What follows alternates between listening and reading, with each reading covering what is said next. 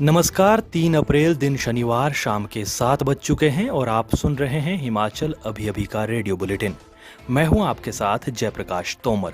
सबसे पहले सुनिए आज की हेडलाइंस। हिमाचल में छात्रों के लिए 15 अप्रैल तक बंद रहेंगे शिक्षण संस्थान, शिक्षक गैर शिक्षक आएंगे स्कूल। प्रदेश में 3 अप्रैल से शुरू हो रही बोर्ड परीक्षाओं को लेकर बोले शिक्षा निदेशक, विभाग पूरी तरह से तैयार। हिमाचल में आज अब तक कोरोना के 74 मामले और 312 संक्रमित हुए ठीक, अभी तक 3095 active case. BJP MLA Anil Sharma बोले, मैं बंधुआ मजदूर नहीं, किसी से डरता नहीं, ना सीएम से ना महेंद्र सिंह से। पूर्व आयुर्वेद राज्य मंत्री मोहन लाल का अंतिम संस्कार, कल हुआ था निधन, विधानसभा उपाध्यक्ष डॉक्टर हंसराज ने दी श्रद्धांजलि। कांगड़ा में पुलिस पर लगे कांस्टेबल की पिटाई के आरोप, एसपी ने किए 2 लाइन हाजिर। डॉक्टर राजेश शर्मा बोले, बीजेपी को माफ नहीं करेगी धर्मशाला की जनता, देना होगा हिसाब। और अब खबरें विस्तार से। आपके स्वास्थ्य का प्रहरी श्री बालाजी हॉस्पिटल, कांगड़ा, हिमाचल। हिमाचल प्रदेश में कोरोना संक्रमण के मामले बढ़ने पर सरकार ने 15 अप्रैल तक विद्यार्थियों के लिए शिक्षण संस्थानों को बंद कर दिया है। हालांकि शिक्षकों और गैर शिक्षकों को अनिवार्य तौर पर आना होगा। प्रतियोगी परीक्षाओं की तैयारी करवाने वाले कोचिंग सेंटरों सहित मेडिकल, डेंटल और नर्सिंग कॉलेज भी खुले रहेंगे। कोरोना से बचाव के लिए तय एसओपी का संस्थानों को सख्ती से पालन करना होगा। मुख्य सचिव की ओर से जारी आदेशों में स्पष्ट है कि प्रदेश में 15 अप्रैल तक स्कूल, कॉलेज, विश्वविद्यालय सहित अन्य शिक्षण संस्थान 15 अप्रैल तक विद्यार्थियों के लिए बंद रहेंगे। शिक्षकों और गैर शिक्षकों को 5 अप्रैल से शिक्षण संस्थानों में आना होगा। आने वाले दिनों में 10वीं और 12वीं की वार्षिक परीक्षाएं होनी है। विद्यार्थियों को कोई भी शैक्षणिक जानकारी लेने के लिए शिक्षण संस्थानों में अभिभावकों के सहमति पत्र पर प्रवेश मिलेगा। हिमाचल में 13 अप्रैल से शुरू हो रही 10वीं और 12वीं की बोर्ड परीक्षाओं के लिए शिक्षा विभाग ने सभी तैयारियां पूरी कर ली है। हालांकि प्रदेश में लगातार बढ़ रहे कोरोना के मामलों के चलते प्रदेश सरकार ने हिमाचल में शिक्षण संस्थानों को 15 अप्रैल तक बंद रखने का निर्णय लिया है। बावजूद इसके 10वीं और 12वीं की परीक्षाएं 13 अप्रैल से शुरू होगी। इसको लेकर शिक्षा विभाग ने पूरी तैयारियां कर ली है। ये जानकारी शिक्षा निदेशक अमरजीत सिंह ने दी। शिक्षा निदेशक ने कहा कि 10वीं और 12वीं की परीक्षाओं को एसओपी के साथ आयोजित किया जाएगा। अभिभावकों को डरने की आवश्यकता नहीं है। स्कूलों में परीक्षाएं स्वास्थ्य विभाग द्वारा जारी की गई गाइडलाइन एसओपी के अनुसार करवाई जाएंगी, जिसमें पूरी सावधानी बरती जाएगी। हिमाचल में आज दिन के आंकड़ों के अनुसार अब तक 74 कोरोना के मामले दर्ज किए गए हैं। वहीं 312 कोरोना संक्रमित ठीक भी हुए हैं। ऊना में 3 कोरोना पॉजिटिव की जान गई है। हिमाचल में कोरोना का कुल आंकड़ा 64,494 पहुंच चुका है।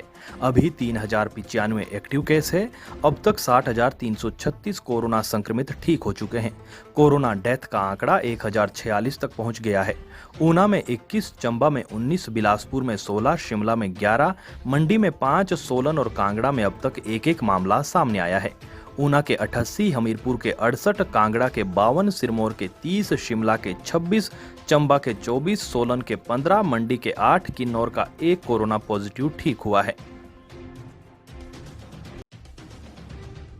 मंडी सदर से बीजेपी विधायक अनिल शर्मा ने कहा कि मैं बीजेपी का बंधुआ मजदूर नहीं हूं और ना ही मैं किसी से डरता हूं, ना तो सीएम से डरता हूं और ना ही महेंद्र सिंह से।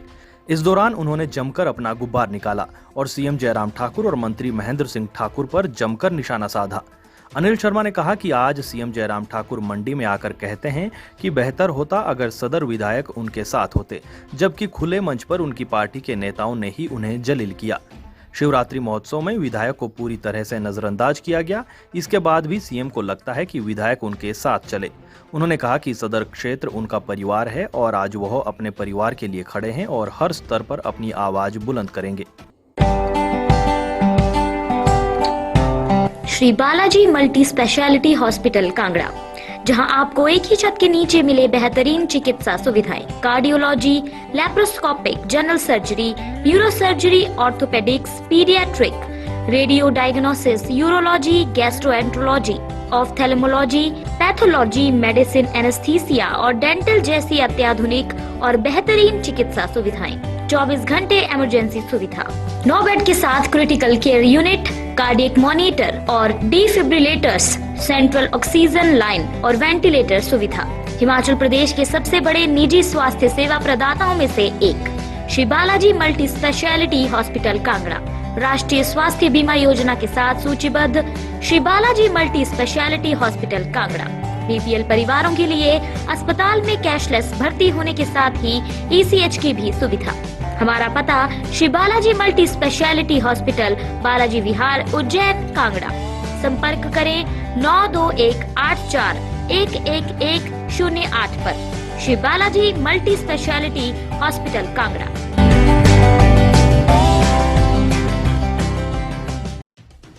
पूर्व आयुर्वेद राज्य मंत्री मोहन लाल का आज उनके पैतृक गांव सरोल में पूरे सम्मान के साथ अंतिम संस्कार किया गया।